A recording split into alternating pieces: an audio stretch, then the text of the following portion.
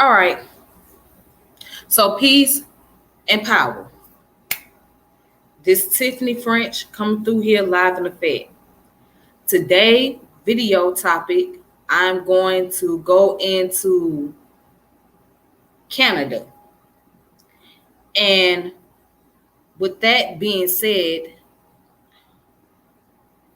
oftentimes you don't hear about the Black Canadians, right? Or the Afro Canadians people.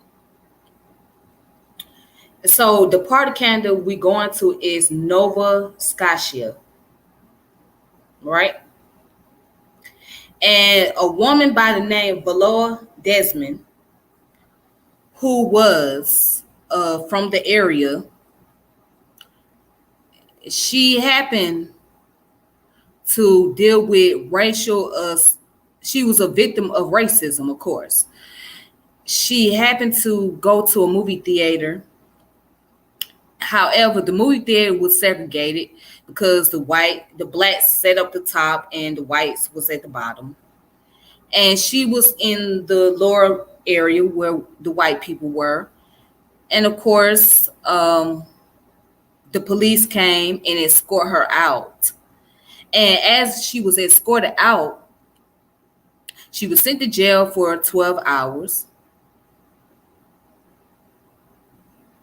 Then, when she went to court, they charged her for tax evasion. But the truth of the matter was, it wasn't about tax evasion. It was dealing with racism, basically, because she was sitting in the wrong session. Now, the story sounds familiar, right? It's very similar to Rosa Parks' story, how she was sitting in the session where the white people were, and because she sat in the white people session, she got arrested. Right, sound very similar. However, the racism in Canada is a little different from how the racism was in the United States. Canada did not deal with the racism on the level that African Americans here dealt with racism, as far as being brutalized and etc. But you know what? Then again, there could have been a possibility of that, but their racism is done a little differently. So it's more so of a polite thing. It's like, yeah, we know that you're black. Yeah, but you can't sit over here. Sorry. So that's how they deal with their racism. Like, they're upfront about it, but they try to do it in a more pleasant way. But even that doesn't work, because that in itself can still create problems. So anyways, I want to get into the story about Viola Desmond, and the reason why I'm doing this is because we don't hear much about Afro Canadian people or Black Canadians. Their story is not really talked about, especially Nova Scotia, where a lot of African descended people from America migrated over into that region, into that area, and they stayed there because they were trying to escape the racism here in America. And they wanted a better life for themselves, especially here in the South. So anyways, I want to go ahead and get started. I want to get started with her biography.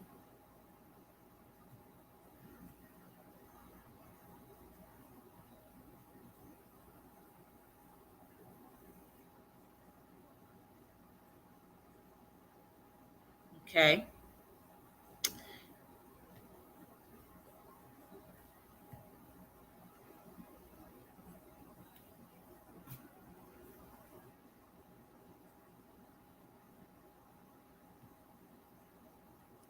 All right, so right here,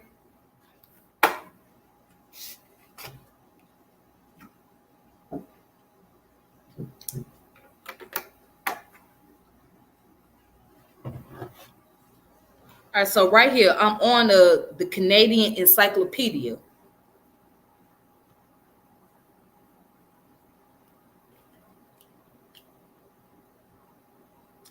And according to the encyclopedia, which comes from the Canadian website, the Canadian Encyclopedia,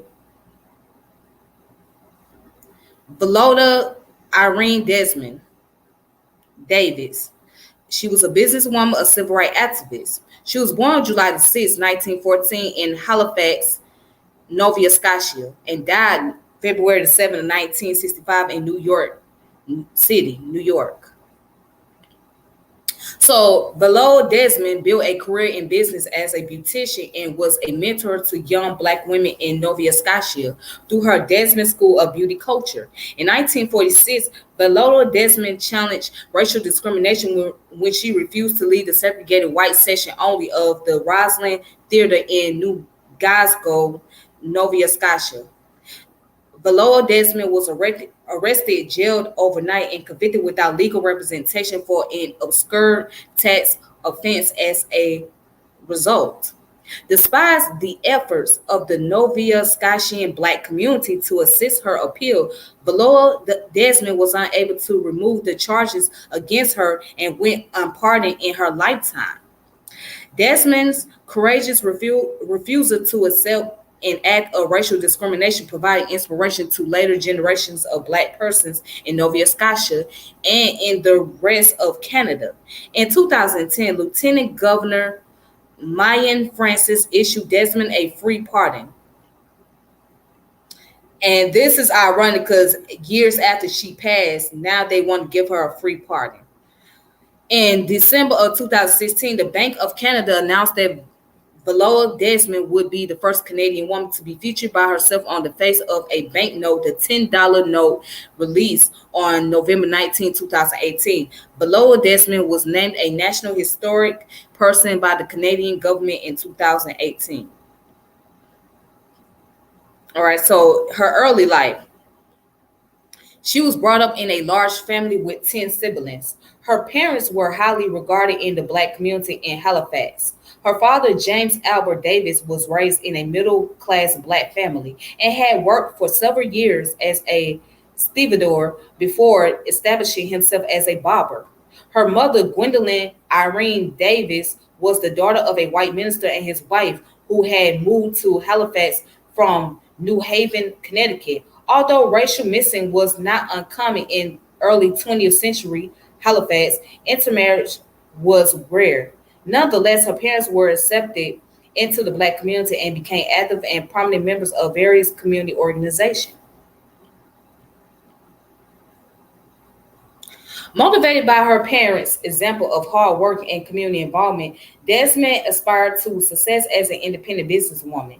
After a short period teaching in two racially segregated schools for Black students, she began a program of study at the Field Beauty Culture School in Montreal, one of the few such institutions in Canada at the time that accepted Black applicants. She continued her training in Atlantic City and in New York. Desmond opened Vi's Studio of Beauty Culture in Halifax, catering to the Black community. So now that's a picture of her, and that's her sister, Wanda Robinson. Okay. That's a picture of her right here. This is Viola Desmond. And now let's go down to where it says the entrepreneurship. So in the early part of the 20th century, with the advent of new hairstyles that demanded special product and maintenance, and emphasis on fashion trends and personal grooming, beauty parlors offer opportunities for female entrepreneurs. Black women in particular were able to discover opportunity not otherwise available. Beauty parlors became a center of social contact within the Black community, allowing the shop owners to achieve a position of status and authority. Okay, so as you can see, this is one of her beauty products, her face powder, what we call foundation. Okay, this is her foundation product. Viola Desmond quickly found success. She opened a beauty school, the Desmond School of Beauty Culture, to train women and expand her business across the province. Desmond created a line of beauty products which were sold at venues owned by graduates of her beauty school. Aware of her obligation to her community, Desmond created the school in order to provide training that would support the growth of employment for young Black women Enrollment in Desmond School grew rapidly, including students from the New Brunswick and Quebec. As many as 15 students graduated from the program each year. All right, so these are her students that was a part of the program. Okay, these are her students. And as you can see, they are Black women. So what we know is that Viola Desmond was very dedicated to her community, and she was dedicated enough to build a school that was really designated for African American women. I mean, excuse me, for Black Canadian women. Um, yeah, she built a school for the Black Canadian women to be able to get involved into entrepreneurship and get involved into the beauty and cosmetic business, enhance their skills. All right. So, anyways, although racism was not officially entrenched in Canadian society, Black persons in Canada and certainly in Nova Scotia were aware that an unwritten code constrained their lives. Sometimes the limited, sometimes the limits were difficult to foresee. In a way, the unofficial character of Canadian racism made it more difficult to navigate.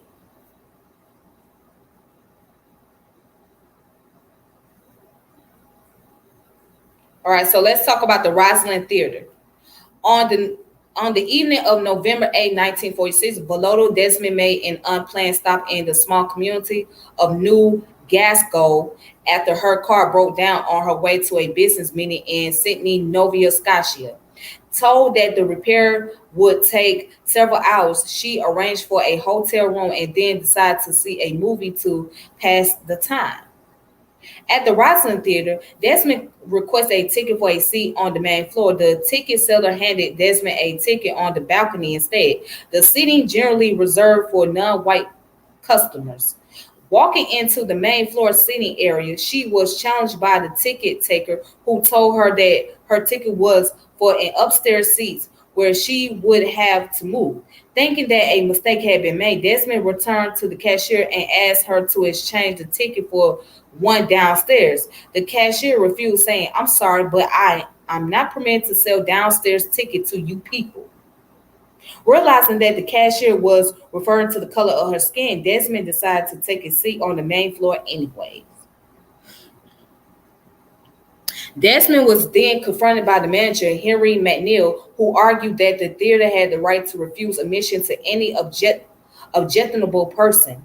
Desmond pointed out that she had not been refused admission and had in fact been sold the ticket, which she still held in her hand. She added that she had an attempt to exchange it for a main floor ticket and was willing to pay the difference in cost, but had been refused. But when she declined to leave her seat, a police officer was called. Desmond was dragged out of the theater, injuring her hip and knee in the process, and taken to jail. There she was met by Elmo Elijah, chief of police, and McNeil. The pair left together, returning an hour later with a warrant for Desmond's arrest. She was then held in a cell overnight. Shocked and frightened, she maintained her composure and, as she later explained, sat bolt upright all night.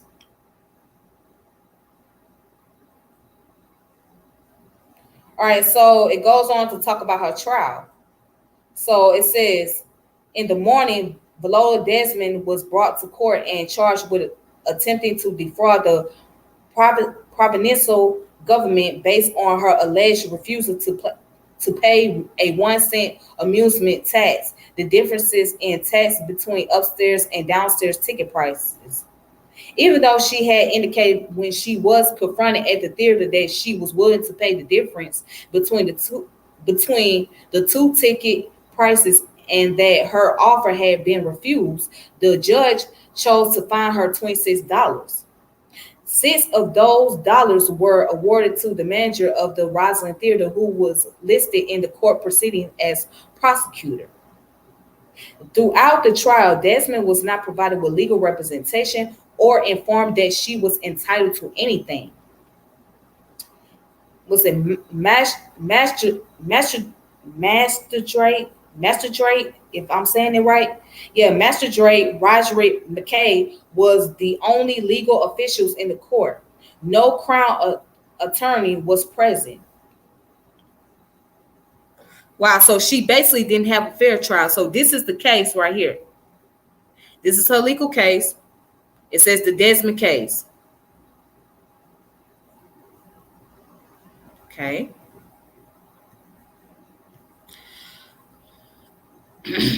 And no point in proceedings was the issue of race mentioned. Still, it was clear that Desmond's real offense was to violate the implicit rule that Black persons were to sit in the balcony seats, segregated from white persons on the main floor. When asked about the incident by the Toronto Daily Star, McNeil maintained that there was no official stipulation that Black persons could not sit on the main floor. It was customary, he said, for Black persons to sit together on the balcony. Nonetheless, it was common knowledge among the Black community in New Glasgow that seating in the Roslyn Theater was racially segregated.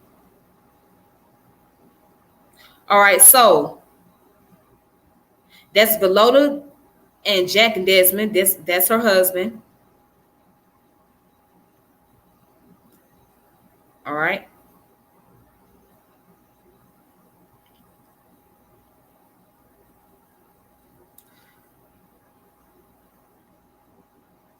So Desmond's husband Jack had grown up in New Glasgow and was not surprised when Viola told him about her treatment at the Roslyn. Like many other Black Nova Scotians who had grown accustomed to the racist attitude that prevailed in the province, he was inclined to let the issue rest. Take it to the Lord with a prayer was his suggestion. Others in the community were less accepting. The Nova Scotia Association for the Advancement of Colored People. Oh, so they got their own version of the NAACP. So yeah, they got their own version of the NAACP. See, it says the Nova Scotia Association for the Advancement of Colored People raised money to fight Desmond Convention, and Carrie Best, the founder of the Clarion, the Providence second Black-owned and operated newspaper, took a special interest in the case. Best had a similar experience at the Roslyn Theater 5 years earlier and had unsuccessfully filed a civil suit against the theater's management. The Clarion closely covered Desmond's story, often on the front page. All right. Hello, Ibibo. How you doing? Thank you for coming through, brother.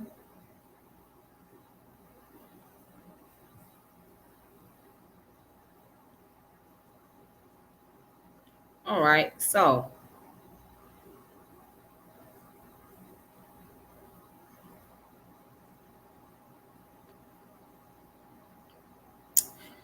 I'm gonna go ahead and skip down a little bit because yeah, I'm gonna skip some of this paragraph here.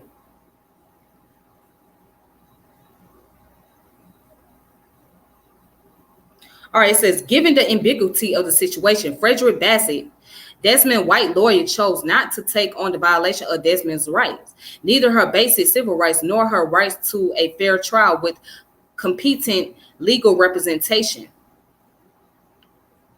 Instead, Bassett had the court issue a writ identifying Desmond as the plaintiff in a civil suit that named McNeil and the Roslyn Theater Company as defendants. It sought to establish that McNeil had acted unlawfully when he forcibly ejected Desmond from the theater, which would entitle her to compensation on the grounds of assault, malicious prosecution, and false imprisonment.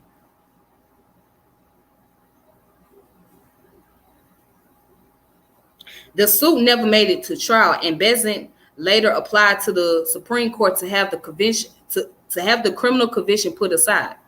The court was considered by Nova Scotia Supreme Court Justice Maynard Brown Archibald, who on January 20th, 1947 ruled against Desmond on the grounds that the decision of the original magistrate should have been appealed to the County Court as the 10-day deadline for filing an appeal to the original conviction had passed. The conviction stood. Wow.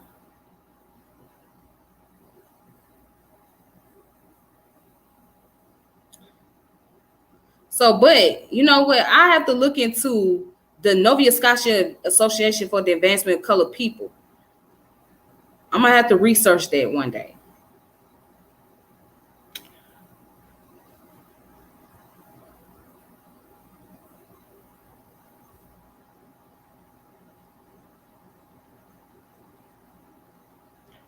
All right, so after the Supreme Court decision, legal actions on the matter stopped.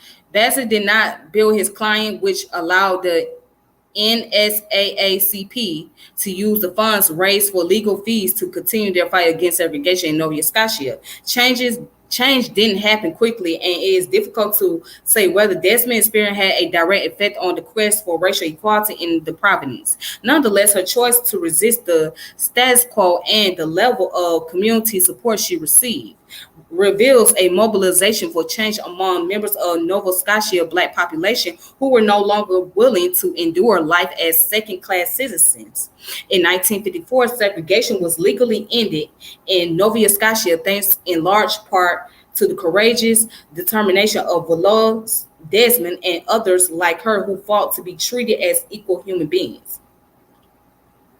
It is difficult to know what Viola Desmond felt about her brave stand in its aftermath. Eventually, and perhaps due to her experience with the Nova Scotia legal system, her marriage fell apart. She decided to abandon her business and moved to Montreal and then New York City. She died on February 7th, 1965 in New York. All right.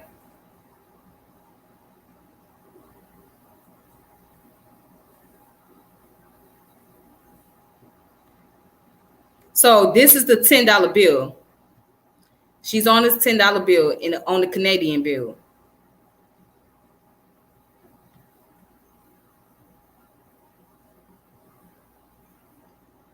And what it says on November 19th of 2018, the $10 bill featuring Viola Desmond was released. The bill was first vertical banknote. It also features a map of the north end of Halifax, where Desmond lived and worked, and excerpt from the Canadian Charter of Rights and Freedoms. Every individual is equal before under the law and has the right to the equal protection and equal benefit of the law without discrimination. The Canadian Museum of Human Rights is featured on the back of the bill.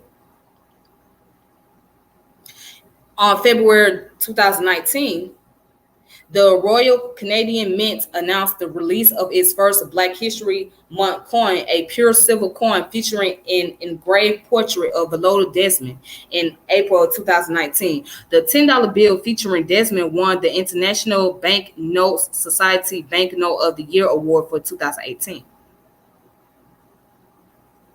All right, it says the government of Nova Scotia repaid an just amount of Viola's fine to her sister in February 2021. Wanda used $1,000 to fund a scholarship at Cape Breton University. All right, and so that's a picture of her again.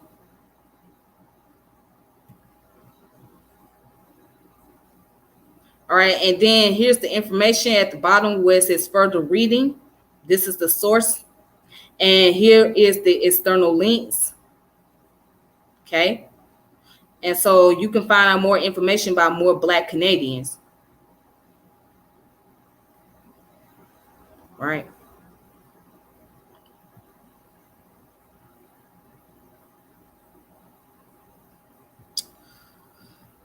Oh, you are welcome, brother. I appreciate it. Thank you for coming through. Thank you. Thank you for being very supportive as always. I really appreciate it a lot. So that's the story of Viola Desmond. And as you can see, it took years for this woman to be pardoned. And then when they paid her sister, she only received $1,000.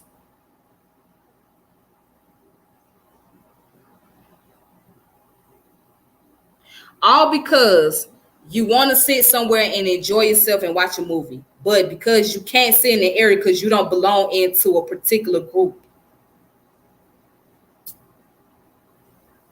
But what amazed me the most about that article is the fact they have their own version of the NAACP. It's Nova Scotia Advancement and Association for Colored People. I thought that was very interesting. That's something I would have to look more into. So yes, as you can see, according to the article, they eventually had to end racial segregation after that event took place. So, but who's to say that racism don't exist? Because at the end of the day, racism is always going to exist. It's just going to be done differently, but it's going to exist. So you're not going to ever get rid of racism regardless. I don't care if there was intermarriage going on or interracial relationship taking place. Racism is going to exist. All right. So people, let's not get into this notion that because folks starting to have interracial relationship, which they've been having for the longest, that is no longer, that means racism is the end result. No, that's not how it goes. It wasn't the end result back then, and it ain't gonna be the end result today. All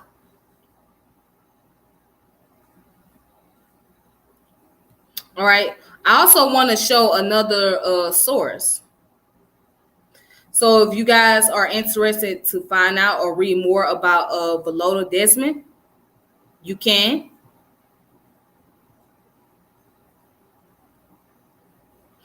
You're right. Those presidents, yes, they mixed and it didn't change a damn thing. You know what I'm saying? Because as far as they concerned, it was all about building more. It was all about building more. It was about building more workers rather than changing the racism. It was about building more people, getting a certain type of worker, having certain type of features.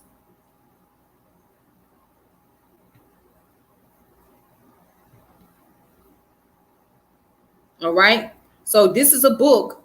It's called Viola Desmond in Her Life and Time by Graham Reynolds with Wanda Robinson, which is her sister. And this book came out in 2018. It came out in 2018. All right. So if you guys want to check it out, you can. Let's see.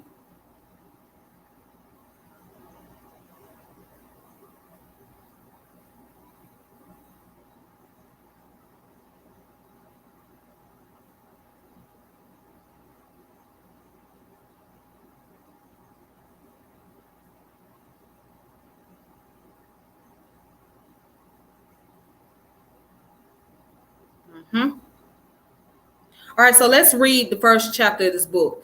Family Ties and Life in North End, Halifax. So shortly after 9 a.m. on December 6th of 1917, the Emo, a Norwegian supply ship, and the Mont Blanc, a French cargo vessel carrying munition, collided at the mouth of Halifax Harbor. The resulting explosion was one of the worst pre-nuclear disasters in maritime history, and it devastated the city of Halifax, killing approximately 2,000 and injuring 9,000. Among the hardest hit areas was the city's North End, which was racially mixed and mostly working class area of Halifax, and home to the majority of the city's Black residents. Viola Davis was 3 years old at the time of the explosion and was living with her parents and four siblings in a rented home on Gottingen Street, the commercial and residential heart of the North End. She was seated in her high chair eating breakfast when the explosion shook the house and shattered the kitchen window behind her, showering her with broken glass. She was not injured, but the window blind fell on her, covering her face, and she And because she remained silent throughout the entire ordeal, her father, James Davis, thought for a moment she might have been killed. James worked as a barber with several of his brothers in the family-owned business on Arts Lane, located near the waterfront, several blocks away from their Gotten Street residence. He was home at the time of the explosion because Viola's mother, Gwendolyn, had left Halifax earlier in the morning with their two sons. They were en route by train to New Haven, Connecticut to attend Gwendolyn's brother's funeral, and they only made it as far as Truro, Nova Scotia at the time of the explosion. When they found out what had happened, Gwendolyn and her sons must have already known something catastrophic had occurred because the sound was very clear, audible in Truro, 95 kilometers from Halifax. It could even be heard as far away as Prince Edward Island, over 300 kilometers away. On receiving the news, Gwendolyn immediately returned with her sons to Halifax by horse and carriage. Wow. What a story. So, anyways, just giving you guys a glimpse of that. If you guys want to check this out, you can. It's called Viola Desmond and Her Life and Times. Graham Reynolds with Wanda Robinson. Okay, so you guys can check that book out on Amazon. You can check it out on in Black and Nobles, or you can check it out at your local library. Depends on where you're at, but if you want to, check it out on Amazon and check it out at Barnes and Nobles, excuse me. Yeah, check it out at Barnes and Nobles and Amazon website. Right?